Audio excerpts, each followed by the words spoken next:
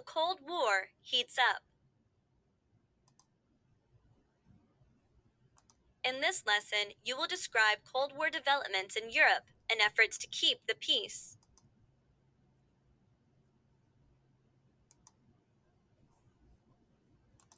Hello, everyone. I'm Margaret Truman, just another hardworking girl from Missouri. Maybe you've heard of me. I was a professional singer and often performed on the radio. No? Maybe you've read some of my books. I wrote quite a few murder mysteries, and they were quite popular too. I even wrote my father's biography. Oh, did I mention my dad was the 33rd President of the United States? Harry Truman? Actually, I was only 21 when Dad announced that he was taking over as president after Mr. Roosevelt. We were proud of him, and a little worried too, because it was a difficult time to be president. The nation was still at war, and now it was Dad's job to end it. We wished him luck.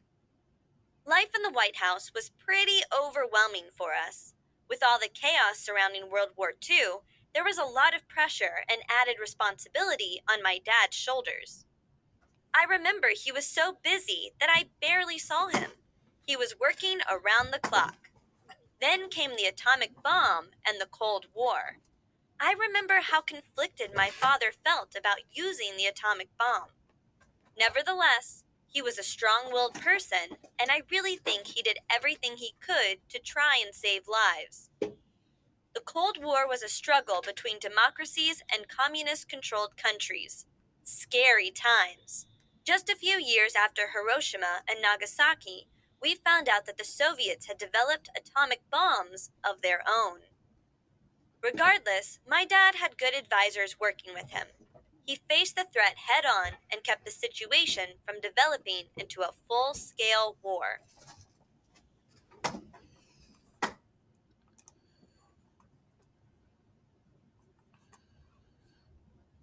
The leader of the United States during this time was Harry Truman.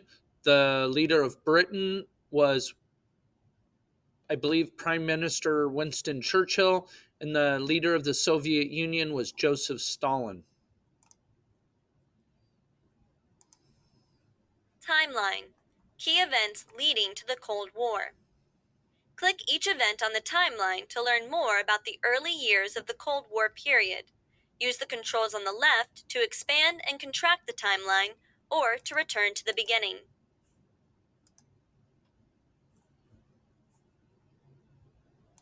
Timeline. Key events. So the audio doesn't work wonderful on this. The United Nations is established. The United Nations was chartered toward the end of World War II. The purpose of this organization was to maintain international cooperation, peace, and security. 1948, the Berlin blockade and airlift. We'll learn more about that. The Soviet Union imposed a land blockade to prevent Western nations from supplying food, medical aid, and other resources to areas of Berlin controlled by the United States and its allies. The United States responded with the Berlin airlift. The airlift provided supplies that the region of Berlin by plane. That was in 1948. 1949, NATO is established. In response to the growing power of the Soviet Union, 12 nations signed the North Atlantic Treaty. These nations agreed to defend each other if attacked by another country. The Alliance of Nations was called the North Atlantic Treaty Organization, aka NATO. Soviet atomic detonation. At the start of the Cold War, the United States assumed it had sole knowledge of how to build atomic weapons. But the Soviets were developing a bomb of their own. They set off their first atomic weapon in 1949. This event marked the beginning of a costly arms race between the United States and the Soviet Union. The Warsaw Pact. The Soviet Union formed a military alliance with its satellite states, similar to NATO. Members of the Warsaw Pact agreed to come to defense of one another.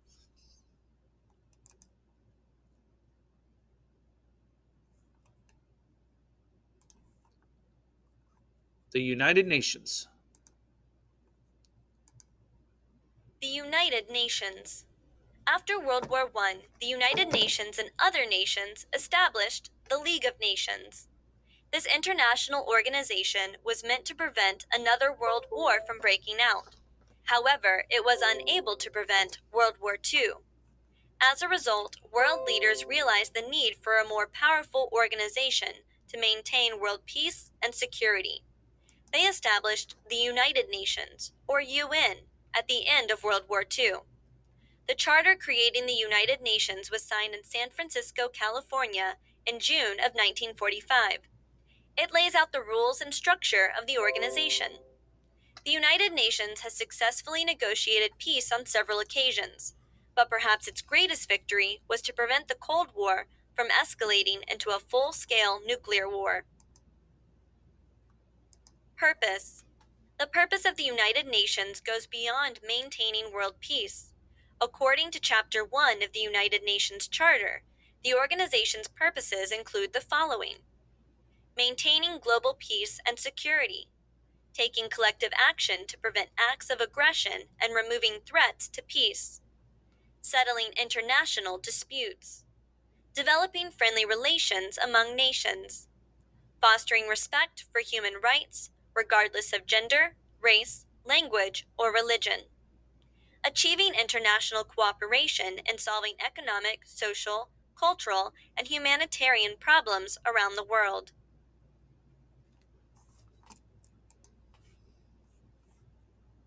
Organization. The United Nations is composed of many specialized agencies. It also has two main governing bodies: the General Assembly, the Security Council. The General Assembly. The General Assembly is the central policy-making group of the United Nations. It is composed of delegates from all of the 193 nations that belong to the United Nations. The functions of the General Assembly are as follows. It meets once a year. Its delegates discuss international problems and make decisions on important issues such as peace and security. It approves the United Nations budget. It approves any amendments made to the United Nations Charter.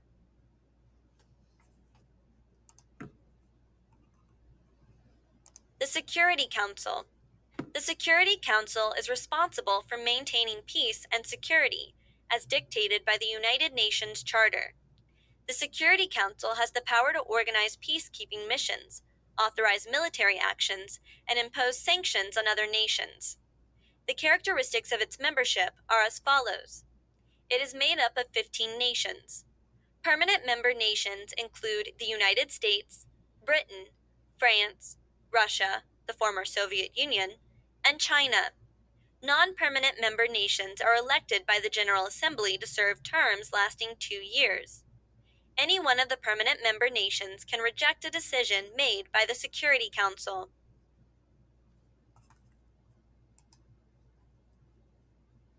Peacekeeping efforts. Soon after being established, the United Nations attempted peacekeeping actions in several international disputes. Some were more successful than others. One example was the continued Soviet occupation of Iran. During World War II, Soviet troops were stationed in Iran to protect the oil fields from a German takeover. A treaty backed by the United States was signed. It stated that all foreign troops would be withdrawn from Iran at the end of the war. However, the Soviets refused to leave.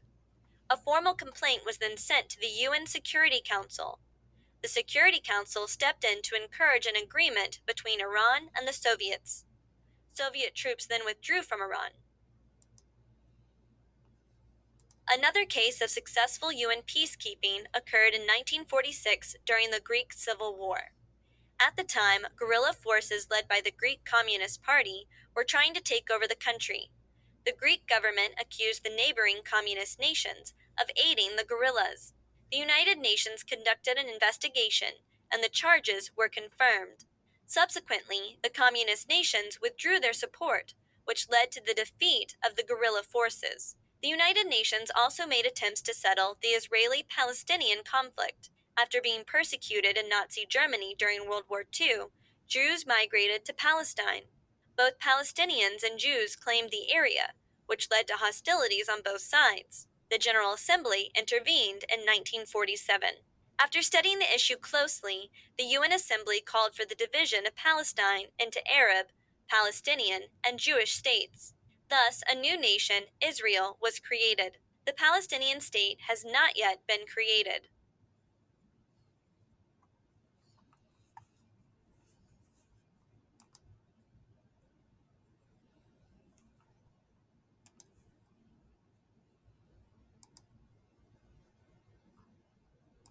The Cold War in Europe. At the end of World War II, two nations emerged as dominant powers: the United States and the Soviet Union. These rivals differed in their outlook on what post war Europe should look like. The United States supported a free, democratic Europe. The communist led Soviet Union took the opportunity to establish its control over much of Eastern Europe. It did so by annexing a number of independent nations and making them a part of the Soviet Empire. Let's take a look at some of the border changes made by the Soviets during and after World War II.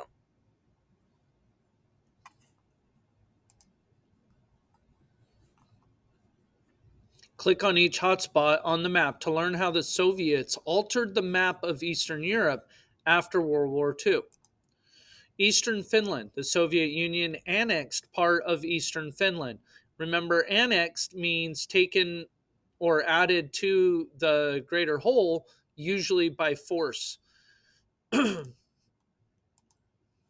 Baltic republics. At the beginning of World War II, the Soviet Union annexed the three Baltic republics: Latvia, Lithuania, and Estonia. East Prussia. The Soviet Union annexed the part of Germany known as East Prussia. Is that East Prussia? Yeah. Poland. The Soviet Union also annexed parts of Eastern Poland, and parts of pre war Germany became part of Poland. Eastern Czechoslovakia. The Soviet Union annexed part of Eastern Czechoslovakia. And Eastern Romania. The Soviet Union annexed part of Eastern Romania. So the Soviet Union looked at gaining these territories and considered them their own.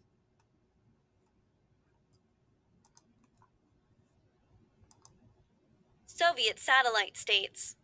As the Soviet Union expanded into Eastern Europe, it also established its influence in neighboring nations: East Germany, Czechoslovakia, Hungary, Bulgaria, Romania, Yugoslavia, Albania, and the remaining parts of Poland were independent in name only. In reality, they were subject to the will of the Soviet Union. These nations came to be known as satellite states. To maintain total control over them, the Soviet Union kept its troops stationed there. Here are some characteristics of these nations. They followed the communist model of government and used their military and secret police to maintain control. There were no elections. Citizens had no freedom to relocate or migrate. Britain was particularly upset with the Soviet communist control of Poland. Britain supported the pre-war Polish government, which had been forced to step down from power when the Nazis invaded Poland in 1939.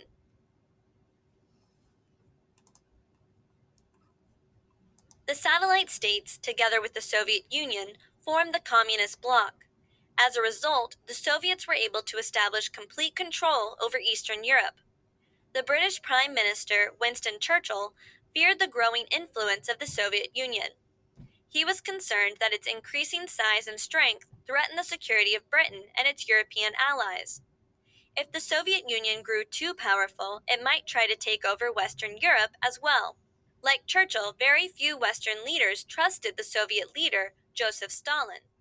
The Western nations needed a plan to prevent any further expansion of the Soviet Union.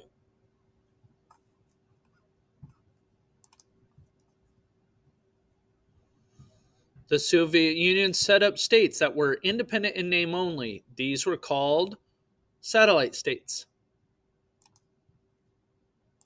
The Marshall Plan. In 1947, U.S. diplomat George Kennan introduced the idea of containment. It promoted the need to contain the Soviet Union's influence around the world. Kennan's idea became the official Cold War policy of the United States, known as the Truman Doctrine.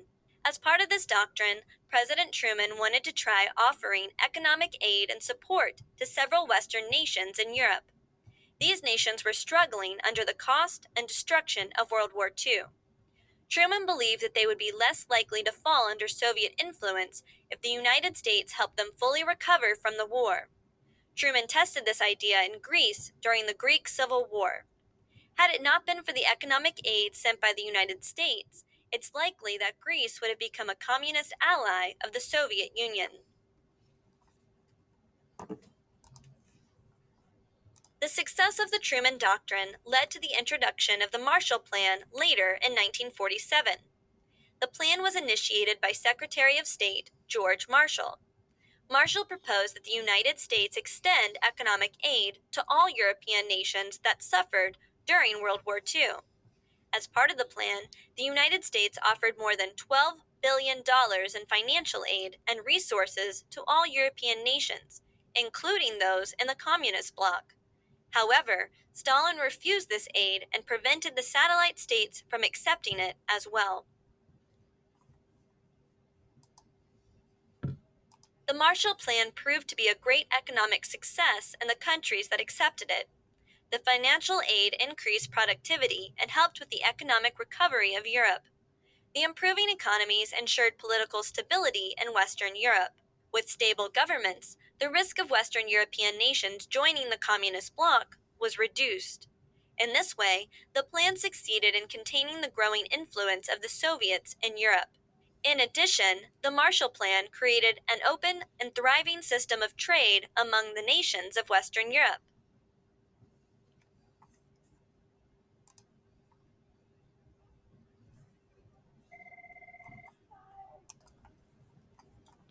The Marshall Plan.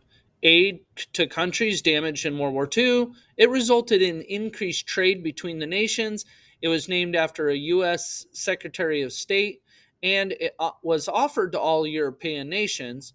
It did not lead to the creation of satellite states. The Cold War in Germany. During World War II, the Soviet Union and the United States joined forces as two of the Allied nations. Two other important Allied powers were Britain and France. These four allies, especially the Soviet Union, feared that Germany might once again rise to threaten the peace of Europe. So, after World War II, they divided Germany into four separate zones. Each zone was occupied by one of the four Allied nations. At first, the Allies agreed to a similar set of policy goals in the occupation zones. They shared a common goal of demilitarizing Germany. They also issued the following directives to ensure the end of Nazi influence in Germany: prohibition of Nazi symbols, such as the swastika, exclusion of former Nazi officials from positions of authority or power, trials of former Nazi officials in Nuremberg, Germany, for war crimes and persecutions. Oops.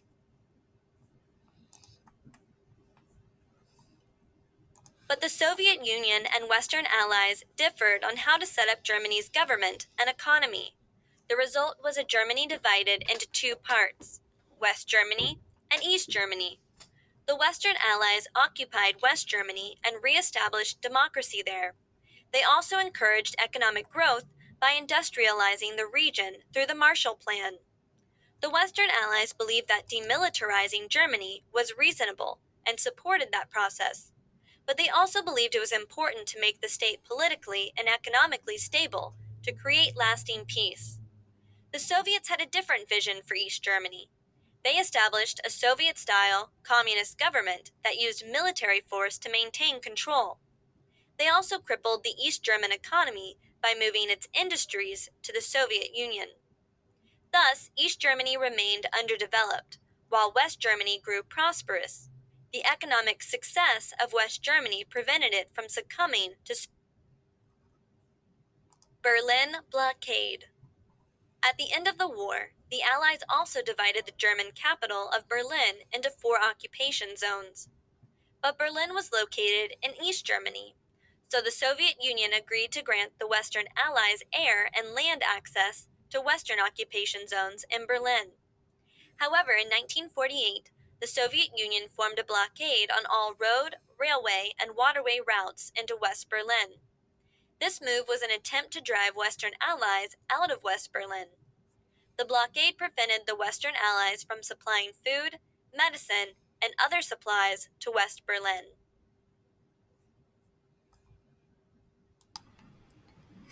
All right, I'm not sure if I started this slide or not, so I'm going to start it again. My apologies. Here we go. The Berlin Airlift. The United States responded to the Berlin blockade by conducting a massive airlift. Every day, airplanes dropped tons of food and other resources to people in West Berlin. More than 50 C-54 Skymaster cargo planes made the daily flights back and forth. At the peak of the operation, the Allies were delivering more than 8,000 tons of resources per day. The Soviets could have ended the airlift by shooting down the Allied planes, but they were reluctant to do so, knowing that it would result in a war with the West. After 15 months, the Soviets reopened access to all roadways, rail routes, and canals, effectively ending the blockade. When going through these lesson activities, often you have to read the directions. And then within the directions, it says read his famous speech. And you click on the link and it opens it up in a new window and you read it. If you have difficulties reading, go to sites like our text to speech app that I have shown you before. Military alliances. The Berlin blockade had threatened peace in Europe. So did another incident in 1948 involving the Soviet Union.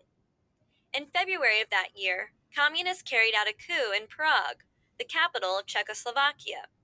The Czech communists had close ties to the Soviet Union and received support from its army. Politicians who advocated democracy were arrested and imprisoned, and the communists took over the government.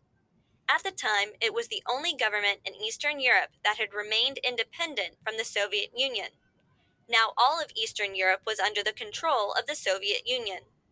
Many Western European nations worried about this development. More than ever, they feared the spread of communism through Soviet influence and control. As a result, they were motivated to establish a military alliance among themselves.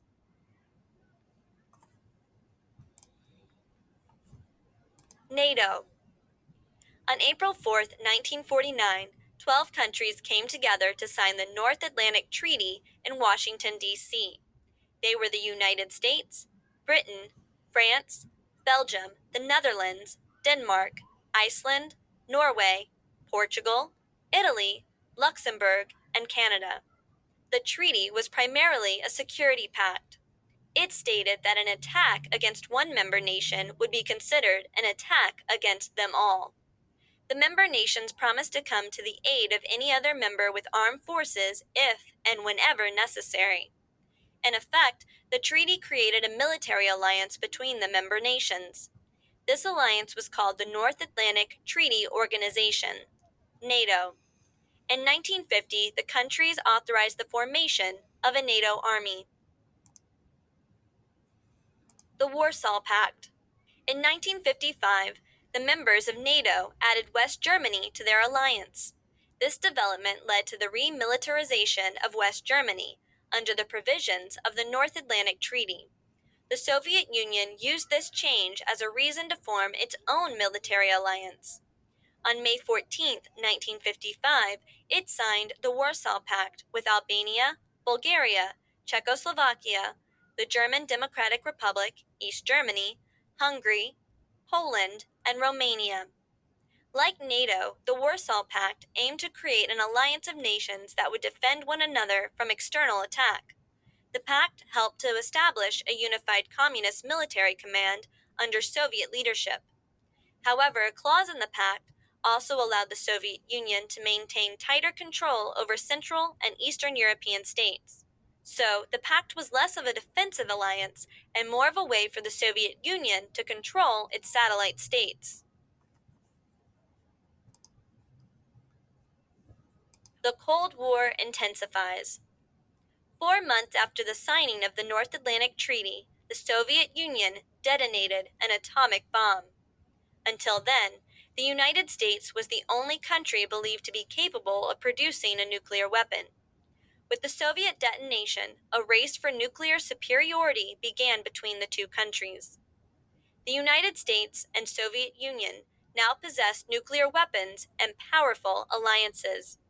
As a result, they had both gained a great deal of military, social, cultural, political, and economic influence over much of the world. The two nations now emerged as the new superpowers in the years after World War II. As the Cold War continued, the political rivalry between the two nations escalated and created global fears of an impending nuclear war.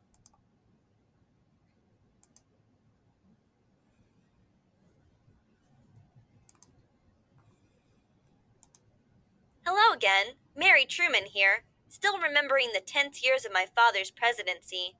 You know, it was amazing to see how much changed in the world during that short period. The world was truly on the edge. After World War II, the formation of the United Nations created hope for peace. My dad led the free world, the democratic world. Despite the challenges, I think he did his best in containing the Soviet Union. But the Soviet Union and the United States soon seemed headed for World War III. And it seemed that World War III would be fought with nuclear weapons. Fortunately, we've come a long way since then.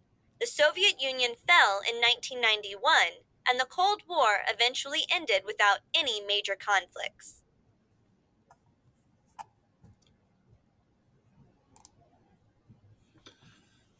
All right, we have completed the assignment.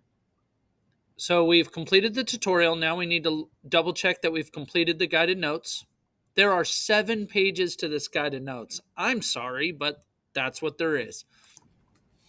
All right, the Cold War heats up. Remember that the glossary terms are in the resource folder in the tutorial, as well as within the tutorial, you can click on the word. It's also available in the drive for the classroom. I have put it in there. So you actually have multiple ways to get this information. Collective was not in the glossary, so I had to find the term in the assignment. Here's your definition.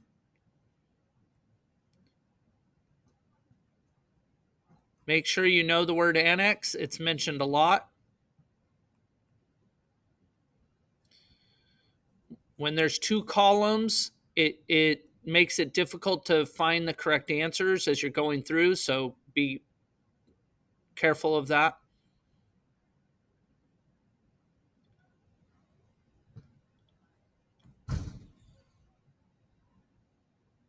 This had a lot of information in a paragraph form that we had to put into these blocks. And notice that, yes, it is very small font. Do the best you can, write on the back, add a sticky note, whatever you can do to make sure you get all of this information written down. Remember that sometimes I highlight the answer even though it's a check mark on here.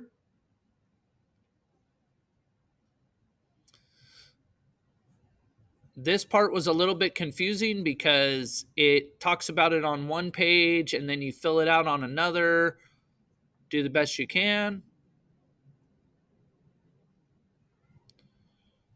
Lots about the Marshall Plan. West Germany, East Germany, lots going on there. Check marks. This Berlin blockade shows up here. And then later the Berlin airlift. That's somewhere else. Notice it says carried out a coup. This C-O-U-P is pronounced coup, C-O-O. This Berlin airlift shows up under the Cold War intensifies on your guided notes, but it's actually back a few slides in the tutorial. I know it was a little confusing for me. This 4 months shows up like 4 slides after the Cold War intensifies. It's a little confusing. So listen to that keyword 4 months, and then make sure you write your own summary of why did Berlin become the center of Cold War tensions in Europe. It has to do with this map, where Soviet Union is and where Berlin is. All right. I hope that's helpful, and good luck.